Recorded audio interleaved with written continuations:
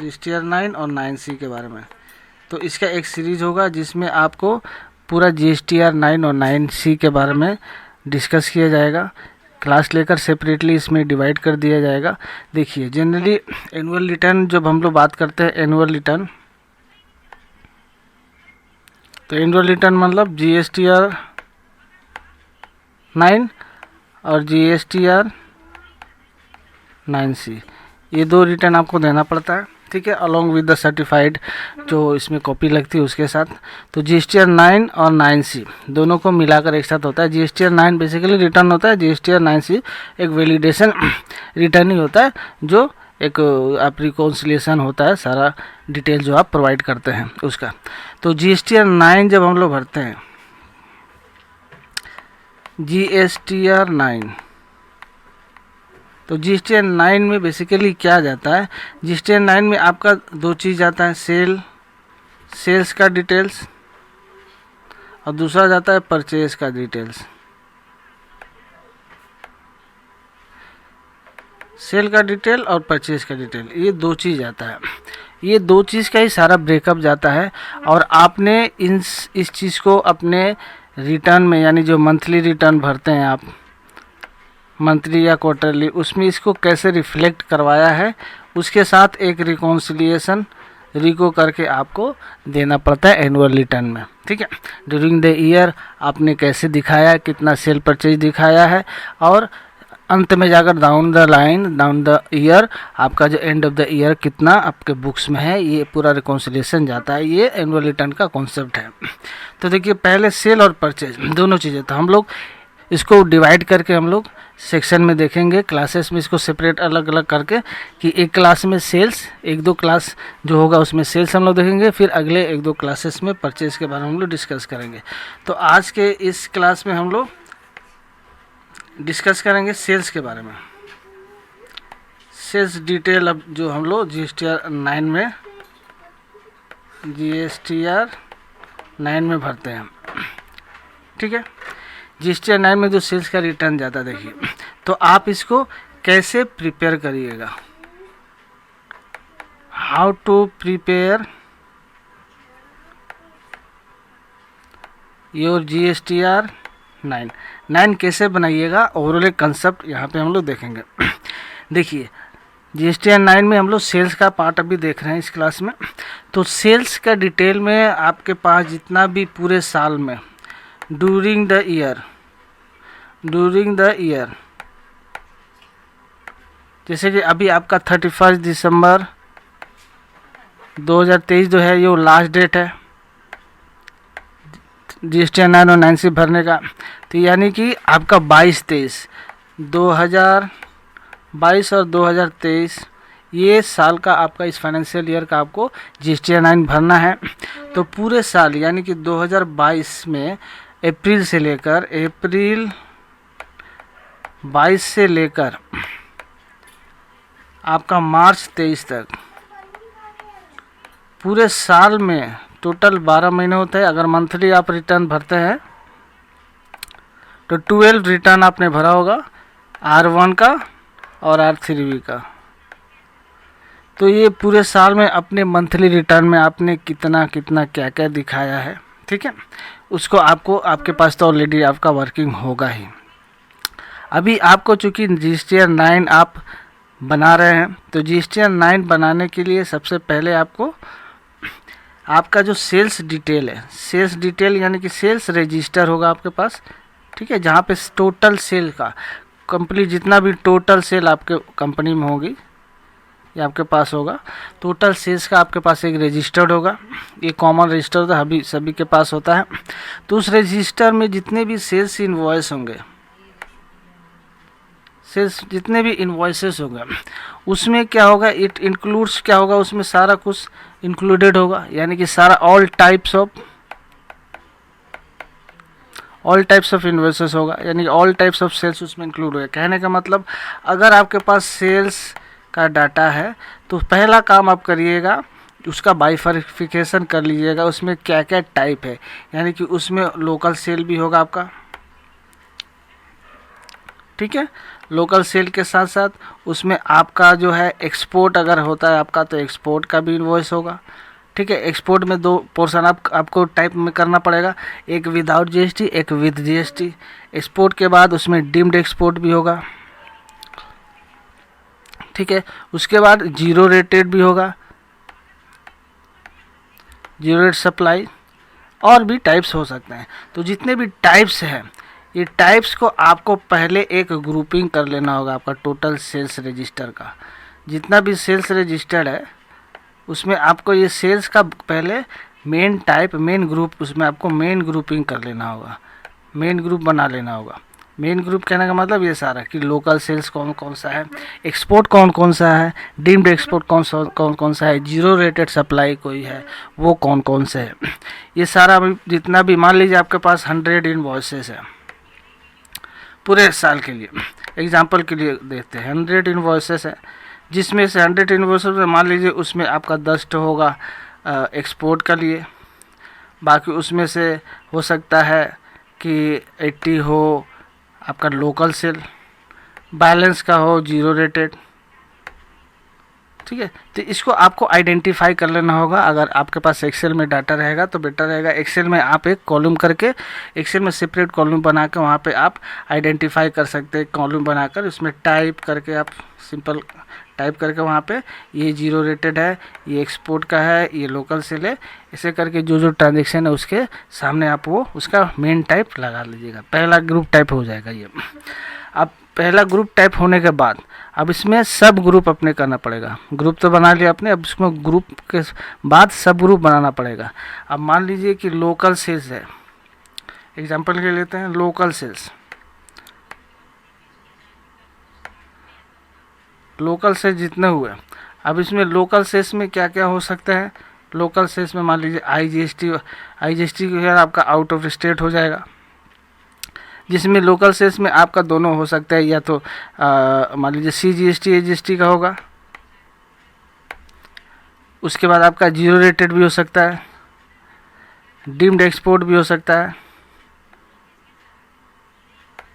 तो ये सब ग्रुप पहले आपको बना लेना होगा कि कौन कौन से में टैक्स टाइप बना लीजिएगा, कि उसके बाद कि कौन कौन से में आपका आईजीएसटी लगा है, कितने कितने पे आपका सीजीएसटी एजीएसटी लगा है, ट्रांजैक्शन में कौन से सीजीएसटी और एजीएसटी लगा है, किस में आईजीएसटी लगा है। एक इसका भी एक टाइप आप कॉलम बना लीजिएगा कि कौन कौन से टैक्स किस किस ट्रांजैक्शन में इन्वॉल्व है। ठीक है, ये सब ग्रुप बन गया। सब ग्रुप बनने के बाद आपको ओवरऑल ट्रांजैक्शन में एक चीज़ निकालना पड़ेगा कि कौन सा ट्रांजैक्शन जो है वो टैक्सेबल है। जो अगला स्टेप लेना है, टैक्सेबल इन्वॉइसेस और एक नॉन टैक्सेबल इन्वॉइसेस।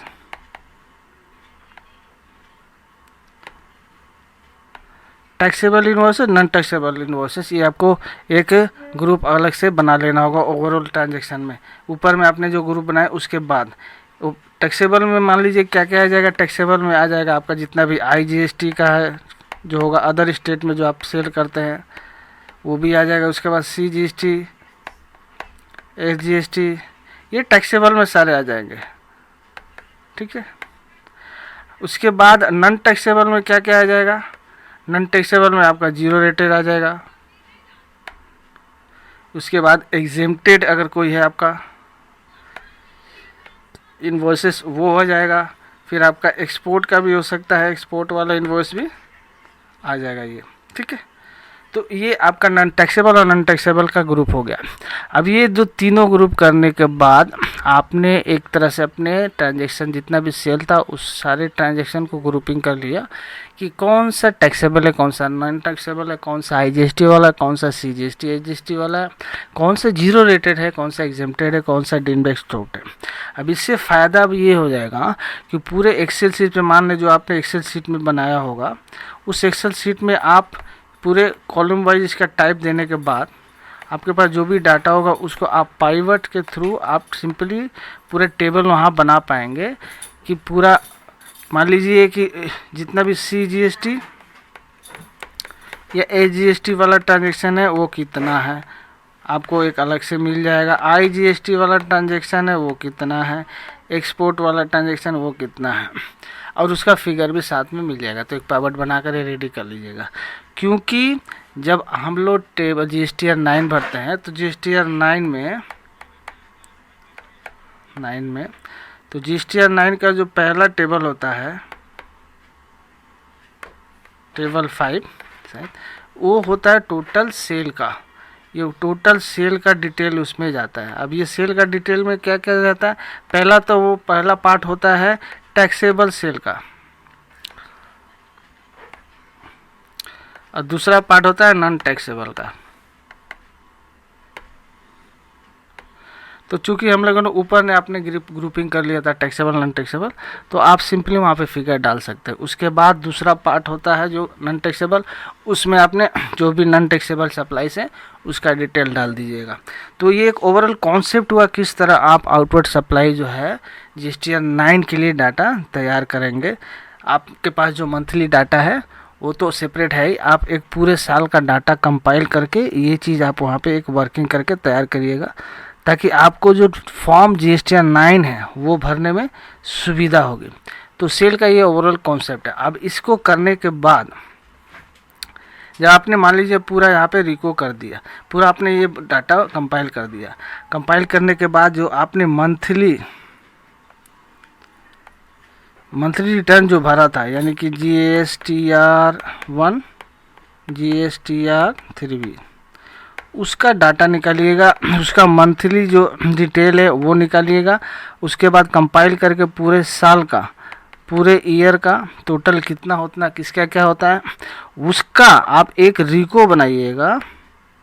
कौन सा, जो आपने अभी पूरा डाटा, यानी कि पूरा ईयरली, जो ईयरली रजिस्टर का ईयरली जो आपने डाटा अभी बनाया, उसके साथ एक रिकॉन्सिलिएशन आपको बनाना पड़ेगा। इसका रिकॉन्सिलिएशन, यानी कि ये रिकॉन्सिलिएशन क्या हो जाएगा, रिटर्न वर्सेस बुक। ये एक रिकॉन्सिलिएशन आपको बनाना पड़ेगा कि आपने GSTR रिटर्न में अभी तक कितना क्या दिखाया है, और एज ऑन डेट जब आप रिटर्न भरने जा रहे हैं अपना एनुअल, उस समय बुक्स में क्या दिखा रहा है। तो उसका जब रिकॉन्सिलिएशन करिएगा तो आपको वहाँ पे जो कुछ भी अगर मान लीजिए डिफरेंस मिले, मान लीजिए अभी तक पूरे साल में आपने रिको करने के बाद आपको पता चला कि आपका, फॉर एग्जांपल हम लोग लेते हैं कि 5 लाख रुपया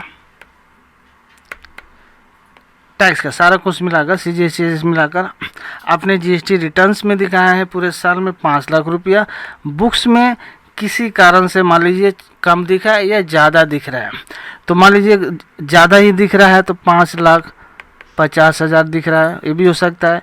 नहीं तो ये भी हो सकता है कि 4,70,000 भी हो दिख रहा है, ये भी हो सकता है। दोनों केस, कम भी दिख सकता है, ज़्यादा भी दिख सकता है, ठीक है। तो अगर ज़्यादा दिख रहा है, आपने आइडेंटिफाई कर लिया कि 50,000 यहाँ पे शॉर्ट दिख रहा है, तो 50,000 जो शॉर्ट दिख रहा है उसको आप, जब एक चीज़ ध्यान रखिएगा, तो GSTR 9 जो भरा जाता है वो एक्चुअल बेसिस पे भरा जाता है।